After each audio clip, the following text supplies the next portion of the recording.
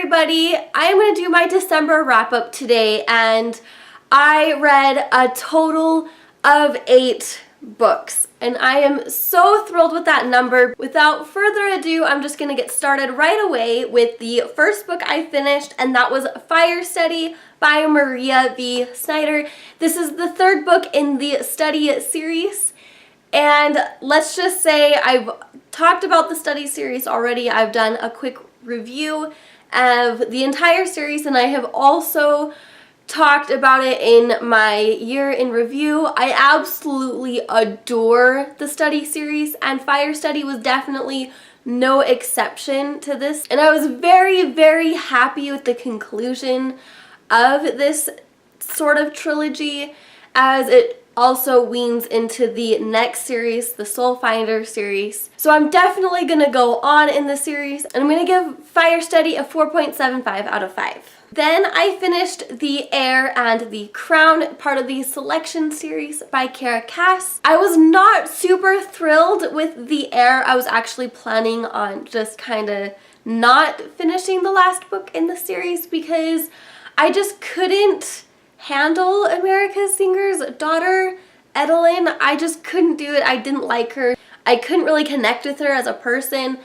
But the ending of The Heir was on such a cliffhanger, and I just needed to get that closure from that cliffhanger. So I stuck it out and I finished The Crown, and I was super pleased. I also did a Selection series review, so that's basically all I'm going to say on this book.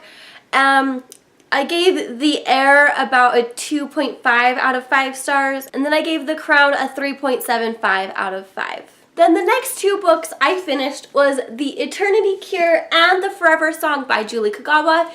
That means I concluded the Blood of Eden series. Let's just say I really enjoyed the plot and the conclusion of this series, and I definitely was drawn to the action and the dystopian part of it. My favorite parts were when Allison didn't know what some type of object was, and so she's describing it and she's very confused. In one scenario, they're going down into a subway, and just her description of an escalator was super amazing. I absolutely loved it.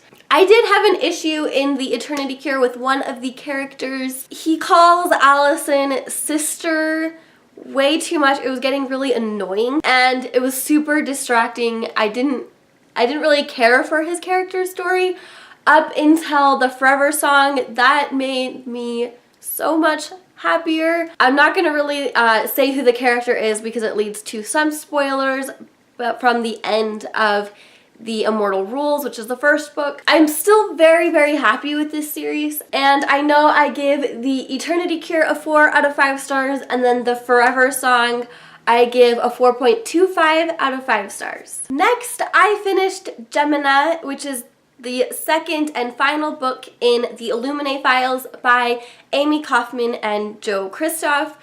Again, I absolutely love the Illuminae Files. Because I knew what to expect with the format, it was very, very easy for me to get through. I didn't struggle as much as I did with the first book. However, obviously there's going to be a nice plot where people are dying, and that involved some of the pictures, and the pages are getting stained with blood. But because the pages are all printed in grayscale, it really kind of messes up and fuzzes out a lot of the pictures.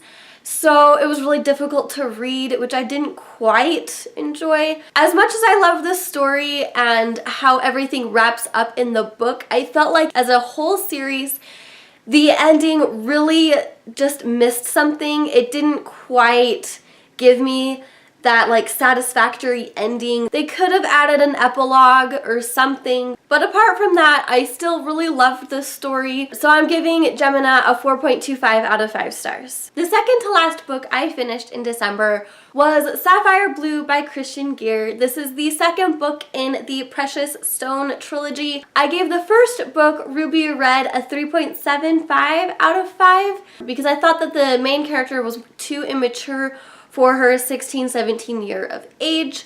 The second book was so much better, and even though it's still insta-lovey and I didn't really agree with the relationship at first, the second book really makes up for that. It really makes you see that they can be a couple, and a lot of my reservations with the time travel and also with all of the secrets really get sorted out in the second book, and the plot moves along so much faster and better that I absolutely enjoyed this book so much more than the first book, so I'm really glad I picked it up. And it left me giving Sapphire Blue a 4 out of 5 stars. And the last book I read and finished on the very last day of December, December 31st, was The Pride and Prejudice by Jane Austen.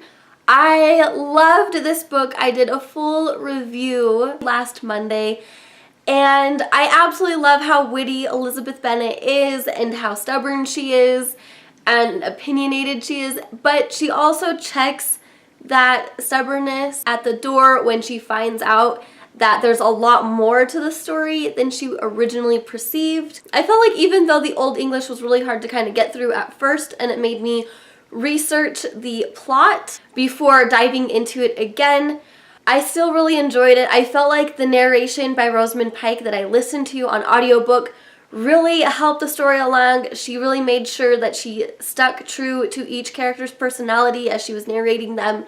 So it really made the experience so much better, and I don't think I would have enjoyed the book as much if I hadn't have listened to it. So I ended up giving this a 4 out of 5. So those are the 8 books I read at the end of December. Please let me know in the comments down below what your favorite read of December was so I can get some really great book recommendations. Thank you guys so much for watching, and I will see you guys next time. Goodbye!